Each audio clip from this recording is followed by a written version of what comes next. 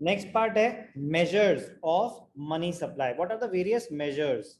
4 measures निकाले money supply के, M1, M2, M3 and M4. किसने? RBI ने. Till 1967-68, RBI used only the narrow measure of money supply.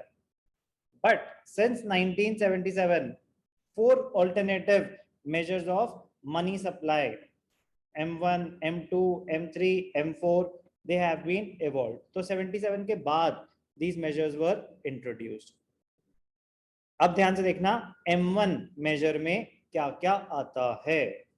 M1, it is the first and the basic measure of money supply. It is also known as transaction money. Money which can be directly used for making transactions. क्या क्या आता है M1 measure में? Currency and coins with the public, demand deposits of commercial banks, जो आप लोगों का, individuals का, बिजनेस एंटिटीज का बैंक में पैसा है, डिमांड डिपॉजिट्स, जब चाहे विड्रॉ कर सकते हो. जो डिपॉजिट्स हैं 2 टाइप के होते हैं, एक डिमांड डिपॉजिट्स, एक टाइम डिपॉजिट्स. टाइम डिपॉजिट और टर्म डिपॉजिट आपकी FD है, फिक्स डिपॉजिट, वो तो सरेंडर करेंगे तो ही आप पैसा यूज कर सकते हैं, या जब वो मैच्योर हो जाएगी तब पैसा यूज कर सकते हैं. यस और नो? Yes sir. आप डिमांड, आपके जो बैंक बैलेंसेस हैं आप उनके अगेंस्ट पेमेंट कर सकते हो, ट्रांजैक्शन कर सकते हो, चेक काट सकते हो, तो आप उनको एक ट्रांजैक्शन में यूज कर सकते हो. जो FD में पैसा पड़ा है क्या उसके अगेंस्ट चेक काट सकते हो? No sir. नहीं. No sir. तो वो M1 में नहीं आएगा, वो ट्रांजैक्शन मनी का पार्ट नहीं है. Currency and coins, notes and coins held by the public. Their demand deposits of commercial banks का मतलब है कमर्शियल बैंक्स के पास जो पब्लिक का पैसा है in the form of demand deposits only. तो जो आपका saving account balance, current account balance, वो डिमांड डिपॉजिट्स ही होते हैं, जब चाहे आप विड्रॉ कर सकते हैं. Other reserves, other deposits with RBI. ध्यान से देखना बेटा, ये अदर डिपॉजिट्स क्या है? पहले एक बारी करेंसी और डिमांड डिपॉजिट्स को ढंग से समझ लें. कह रहे हैं करेंसी में क्या समझना है भैया, सुन लेते हैं क्या कहना चाहते हैं. It consist of paper notes, सारे नोट्स 2000 तक के, and coins. Remember, any currency held with the government and banks is not to be included. जो गवर्नमेंट के पास पैसा है अपना, जो बैंक्स के पास अपना पैसा है, उसको कंसिडर नहीं करना. Held with the government and banks, government और बैंक्स के उनके पैसों की बात कर रहा है. It includes coins of denomination 10, 5 और जो भी यार जो कॉइन्स एग्जिस्ट करते हैं, जो नोट्स एग्जिस्ट करते हैं. करेंसी, ये बहुत इंपॉर्टेंट टर्म है. Currency money is also termed as fiat money. तो मैंने बताया ना कि various definitions of money. Fiat money, money under the law, money backed by law, जो गवर्नमेंट कह रहे कि हाँ इंडिया में INR फिएट मनी है. आप मुझे चेक से पेमेंट दोगे, क्या मैं मना कर सकता हूँ? No sir. No sir. नहीं कर सकता मना. क्या गवर्नमेंट ने इशू करा ये चेक या आपने? हमने. चेक तो आपने इशू करा है. क्या गारंटी है आपके बैंक में पैसे होंगे? Yes sir. तो क्या चेक फिएट मनी के अंडर आएगा? Is it backed by law, backed by the government? No sir. Cheque is not backed by government, वो होती है फिड्यूशरी मनी. ध्यान से देखना, एक होती है fiat money, money backed by law और द गवर्नमेंट. सरकार ने मंजूरी दे दी, इसको कोई मना नहीं कर सकता. इंडियन रुपीस हमारे लिए फिएट मनी है.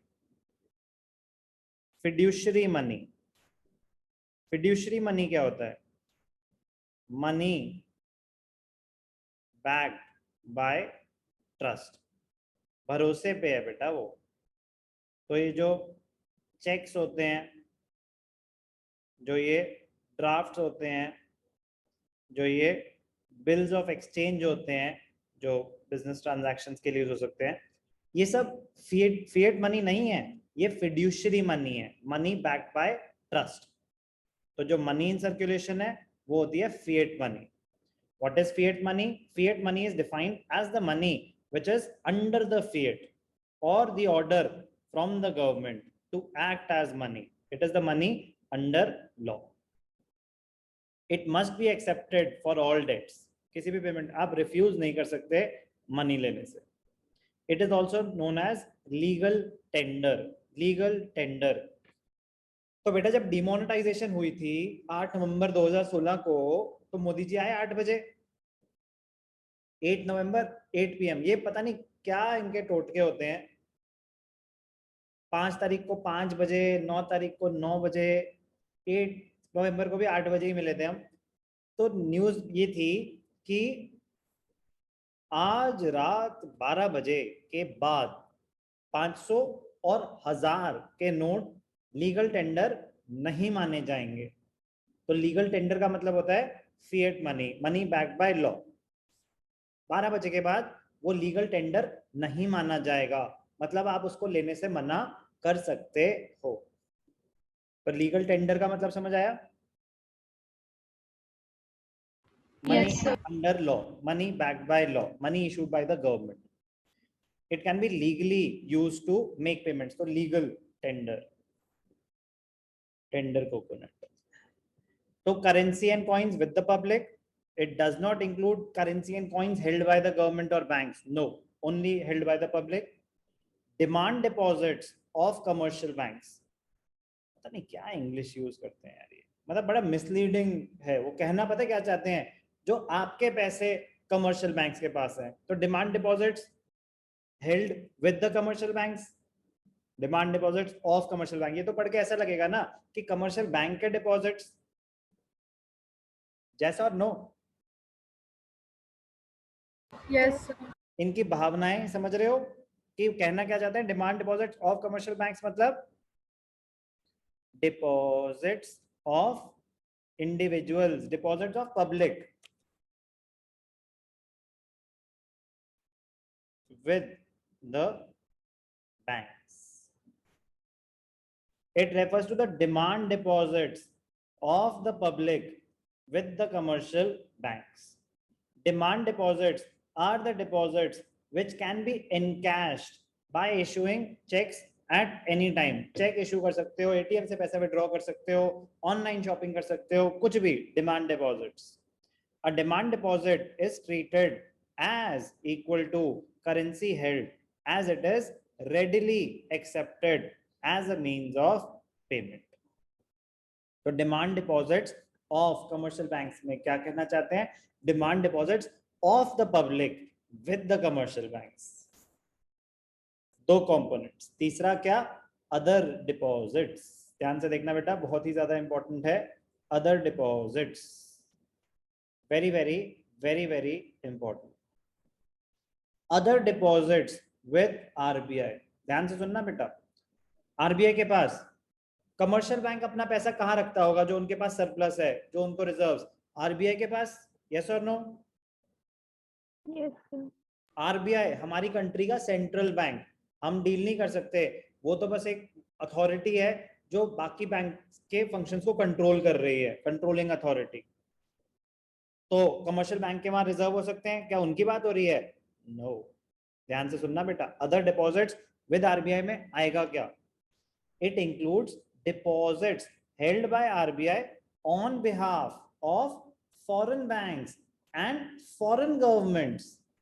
फॉरेन बैंक्स ने, फॉरेन गवर्नमेंट्स ने कुछ रिजर्व्स यहाँ क्रिएट करे हुए हैं। हम डिफरेंट डिफरेंट कंट्रीज में रिजर्व्स क्रिएट कर सकते हैं। तो फॉरेन बैंक्स, फॉरेन गवर्नमेंट्स से रिजर्व्स यहाँ आ सकते हैं। पब्लिक फाइनेंशियल इंस्टीट्यूशंस से आ सकते हैं। वर्ल्ड बैंक ने अपने रिजर्व्स, पब्लिक लेवल पे हम डील नहीं कर सकते आरबीआई के पास। हमारे बैंक बैलेंस कहाँ होंगे, कमर्शियल बैंक में या आरबीआई में, सेंट्रल बैंक में? कमर्शियल। Commercial bank. तो हमारे रिजर्व्स यहाँ पे, हमारे जो बैंक बैलेंसेस थे यहाँ डिमांड डिपॉजिट्स और कमर्शियल बैंक में कवर हो गए।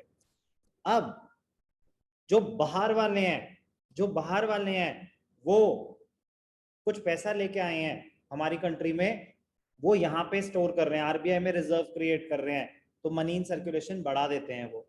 तो it is a part of money supply.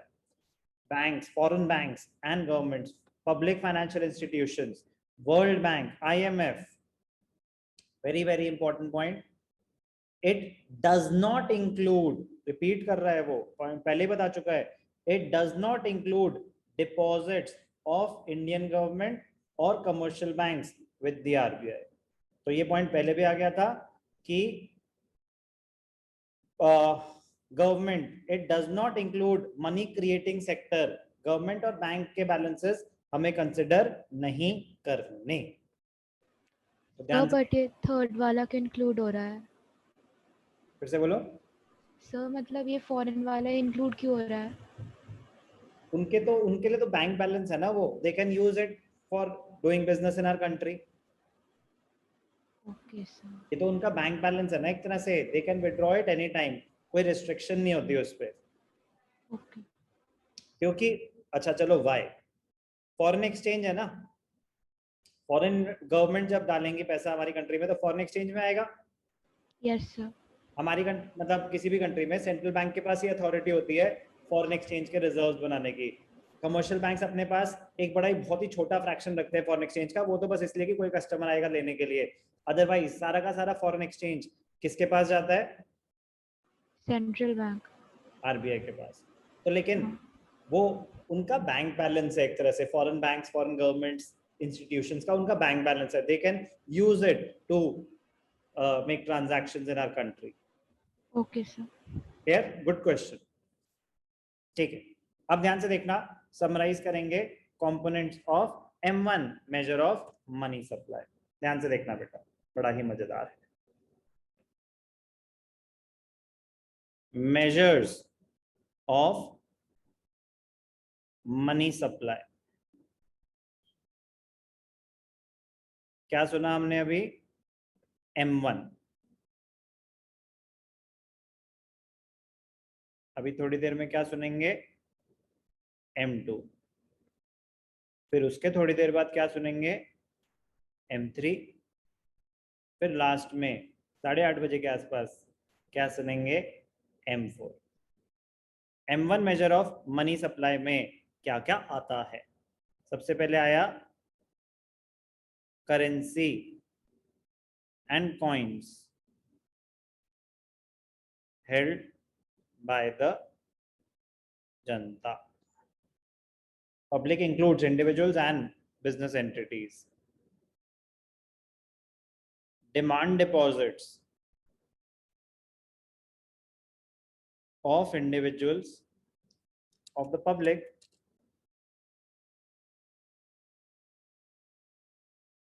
with the commercial banks. Please heading यही लिखना, वो वाली misleading है।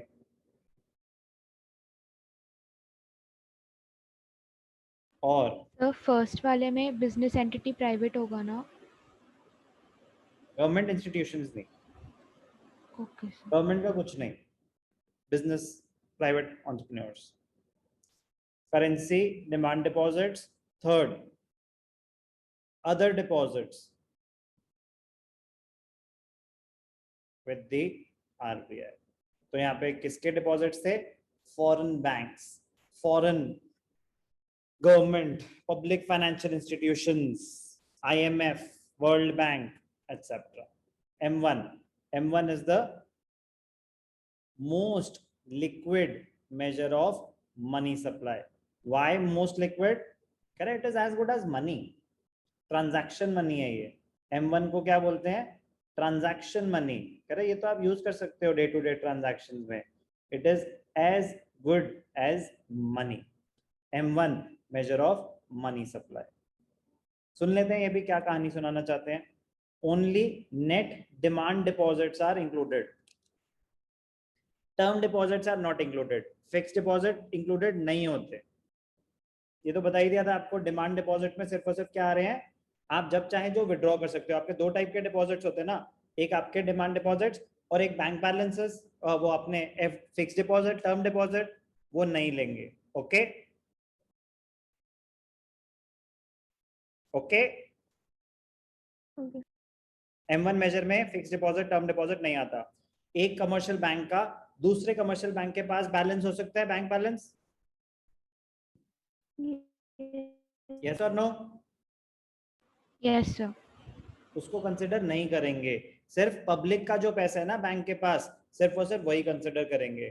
तो बैंक्स और गवर्नमेंट्स का पैसा कंसिडर नहीं करेंगे, ध्यान रखना।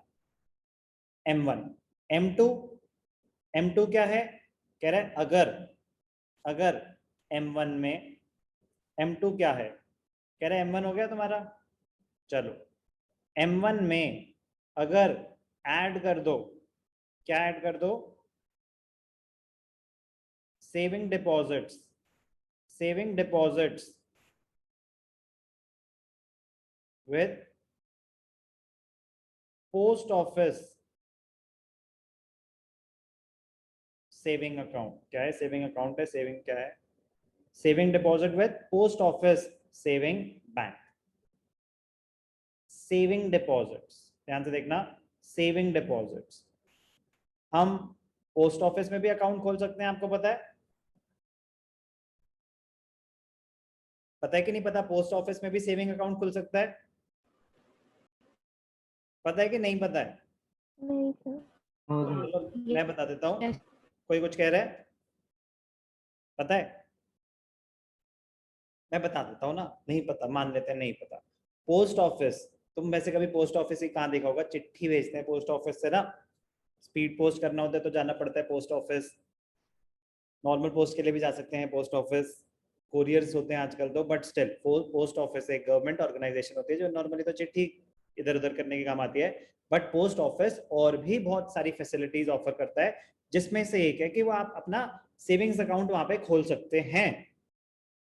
बट पोस्ट ऑफिस वाले आपको चेकबुक इशू नहीं करते। अगर आपको चेकबुक इशू नहीं करते तो इसका मतलब क्या है? क्या आप चेक काट के किसी को पेमेंट कर सकते हो? No sir. No sir.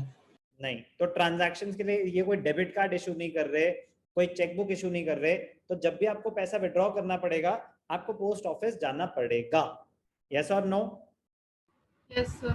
Yes sir. तो क्या ये ट्रांजैक्शन मनी का पार्ट हो सकता है? Can this money be used as a transaction to execute a transaction? Can you write checks against the saving deposits with the post office? Can you issue checks? No sir. No. तो इसीलिए No. M1 का component नहीं था, M2 का component है। कह रहे because it is less liquid as compare to other components of M1। तो जैसे हम जैसे जैसे आगे जाएंगे तो जो लेस लिक्विड चीजें वो भी ऐड करते जाएंगे। तो M1 most liquid, M2 less liquid as compare to M1। M2 में क्या ऐड कर दिया आपने? Savings with post office banks, post office saving bank. ध्यान से देखना, M2 it is a broader concept. Broader क्यों? क्योंकि उससे ज्यादा कंपोनेंट्स हैं M1 से। इन एडिशन टू M1, कह रहे M1 के जो थे वो तो सारे के सारे आ गए। In addition to that, it also includes saving deposits with post office saving bank. Saving deposits with post office, they are not withdrawable by check, so they could not be placed under the demand deposits with bank. उनको transaction money का part नहीं माना जा सकता था। M2 major clear है सबको? कोई doubt? Yes sir. Okay. M3 measure of money supply, M1 plus net time deposits। M1 में आपने डिमांड डिपॉजिट्स तो ले लिए थे, term deposits, time deposits, fixed deposits लिए थे क्या? नो। उनको भी ऐड कर दोगे M1 में तो होता है M3 major of money supply. ध्यान से देखना, M3 This concept is broader as compared to M1. In addition to M1, it also includes net time deposits. M2 नहीं, M2 plus net time deposits नहीं, M1 plus net time deposits with the bank. Time deposits, term deposits, fixed deposits की बात हो रही है. M3, M4 क्या है? ध्यान से देखना बेटा, बड़ा ही मजेदार कॉन्सेप्ट है. M4, M3 plus M3 plus total deposits, M3 plus total deposits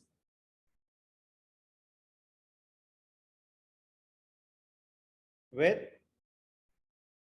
post office savings bank,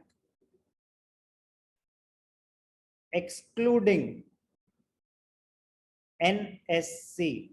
NSC क्या होता है? किसी को पता है? NSC, नेशनल सेविंग सर्टिफिकेट, एक स्कीम होती है जिसमें आप पोस्ट ऑफिस में पैसा डालते हैं. लॉक इन पीरियड होता है इसका मिनिमम 6 years.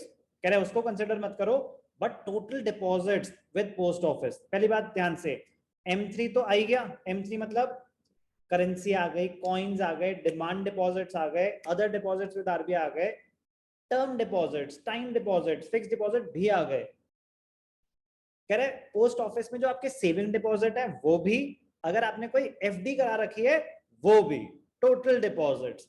कह रहे जो सेविंग स्कीम्स में जो 6 साल का लॉक इन पीरियड है वो कंसिडर नहीं कर रहे. 1 साल की एफडी हो सकती है, 2 साल की, 3 साल की. कह रहे वो सब आ जाएगा, एनएससी नहीं आएगी.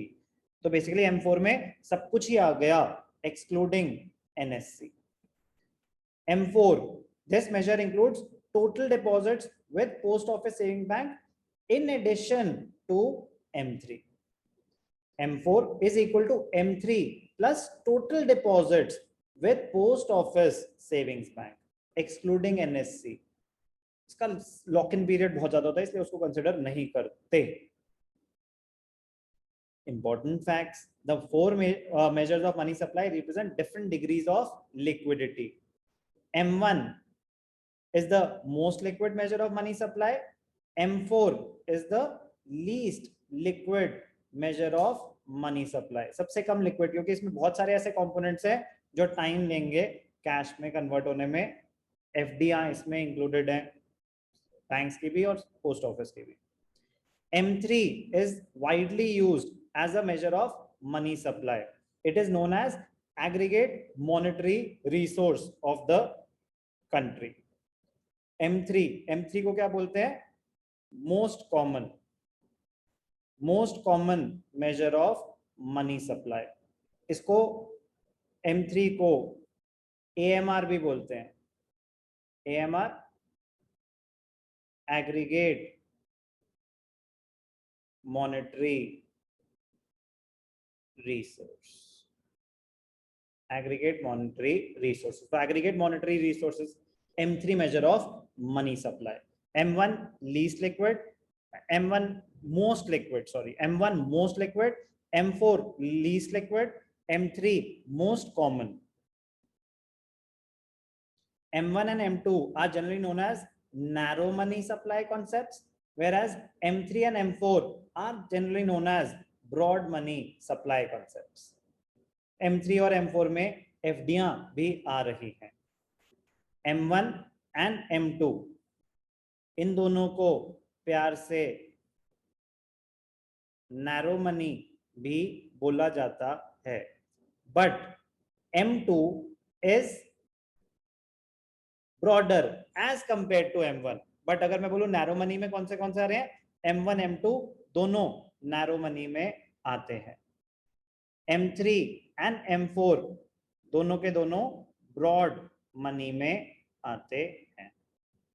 प्लीज इस चार्ट को बड़े ध्यान से बनाना, आपके मेजर्स ऑफ मनी सप्लाई कभी गलत नहीं होंगे, आपको रिवीजन में हेल्प करेगा. मनी में मोस्ट इंपॉर्टेंट यही है, definition of money and various measures of money supply.